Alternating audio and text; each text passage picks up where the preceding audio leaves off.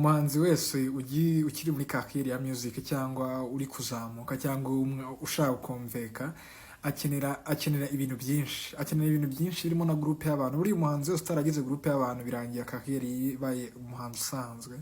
Ariko nagira ngo twiganire gato kuri Kivumbi King. Abantu benshi nyine bajya basaba ngo hari abantu bigeze kumumbazaho. Kivumbi King ni umuhanzi mwiza cyane ndetse na society yatinze kubona ko how big is batinze kubona nyine uburyo nyine ari umuntu wa danger, ariko society nyine ikazajya imwumva ikamwirengagiza, abantu bakamwandaretinga. Gusa ikintu gitangaje uriya Kivumbi King abantu batangiye nyine muri organizinga cyane mbere, ubundi bara muri organizinga nk'umunyamivugo, nk'umuhanzi, nk'umusizi. Ariko nyuma y'uko Kivumbi ajoininze ba Kevin, ba Kenika Shot, ba Logan Joe baririmba, Kivumbi King nyine abantu batangira nanone kumufata nkaho nyine batangira kumwumva nyine bamwongera credibility za hatari.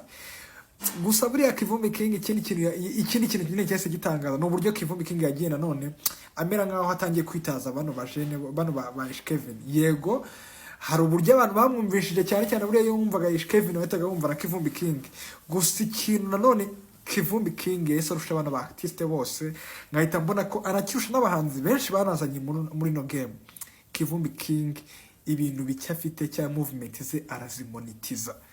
Ni Kivumbi King utaragira ama smash hit menshi hano kuri street, ariko ayo macya afite ni Kivumbi King utazabura mu gitaramo cyose cyabere muri BK Arena, mu mikino yabere muri BK Arena ibura yatumirwa. Kivumbi King arusha ba artiste bose muri kino gihugu abenshi bazanye mu muziki kumonetiza ibihangano byose bakoze. Iki ni ikintu cya mbere ushobora kuzana nawe ubwawe, ikintu ukoze ukimonetije na success irenze yo ngiyo.